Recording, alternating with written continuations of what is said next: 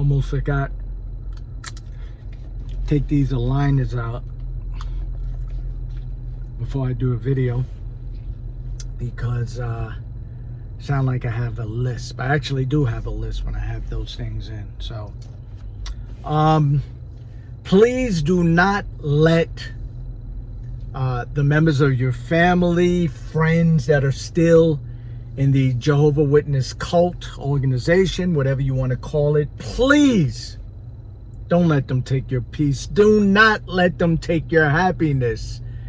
You will spend so much time and energy and effort trying to wake them up that it will steal your happiness. Those are one of those things that you cannot make them see. You cannot, right? You ever try to make somebody see something or feel something that they just ain't got? They just can't see. It's like trying to make somebody love you, or a parent that never really showed you love. And for whatever reason, maybe they wasn't loved or whatever, they can't see it.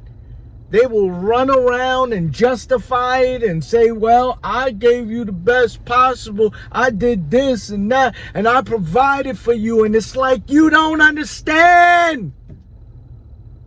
Because they don't. They don't understand. So don't lose your happiness trying to save theirs. Right?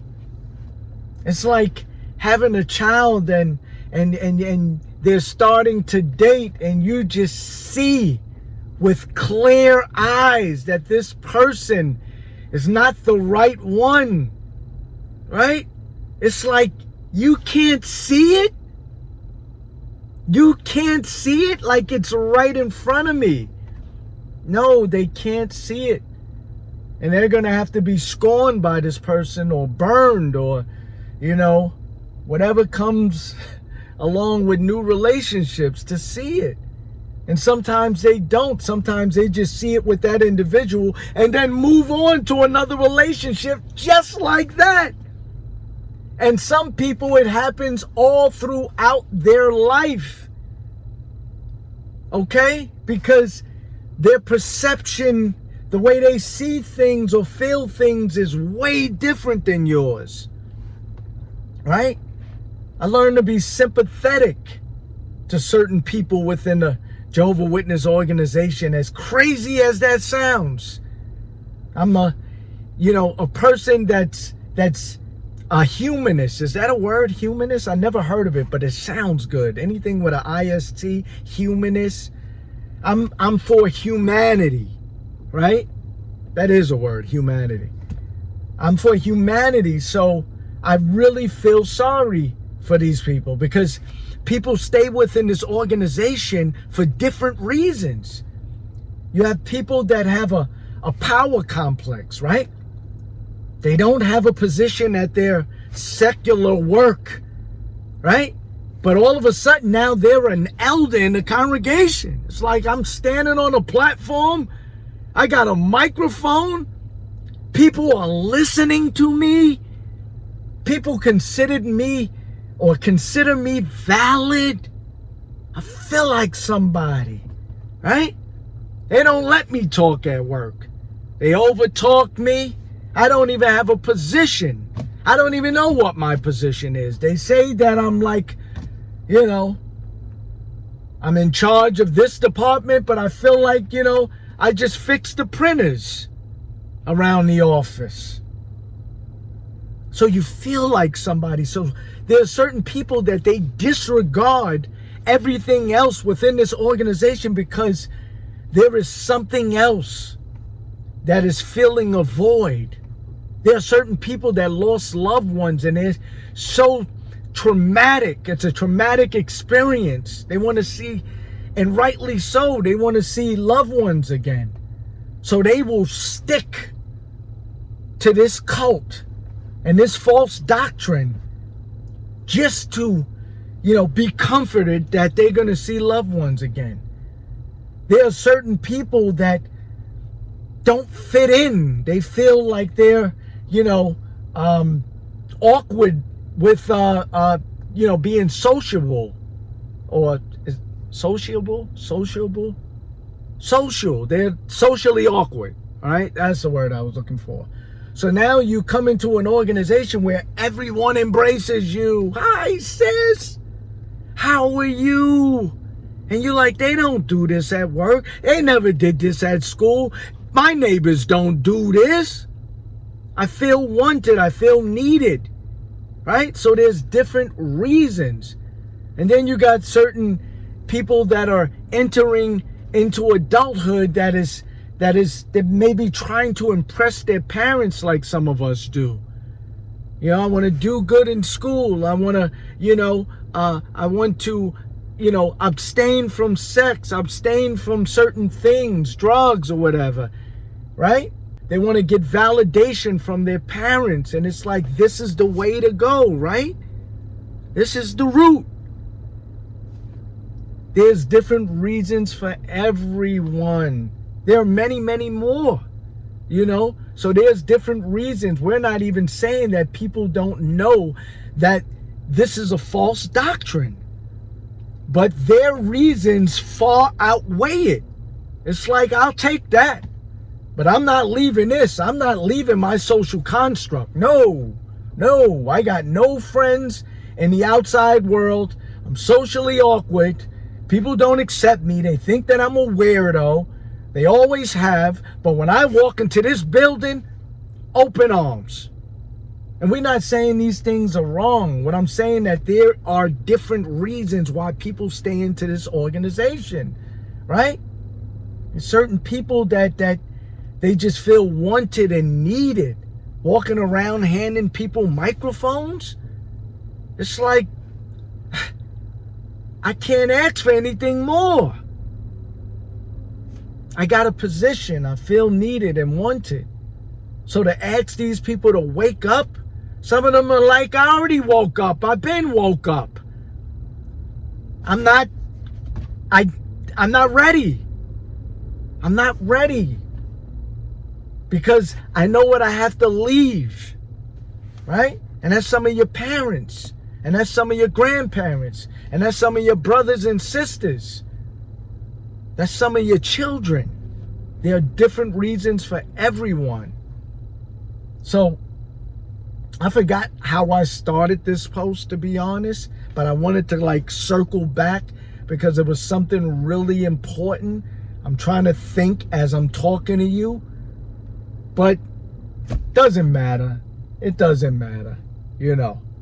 It's different reasons why people stay into this. I'm still hoping that I find my way in what I started off this post with. I'm going to have to put this on pause, right? And then I'm going to come back and finish it up because how I started this is how I wanted to finish it. I'll be right back. Okay, trying to wake them up. Trying to wake certain people up from this doctrine of the Jehovah Witness organization. That's what I was talking about.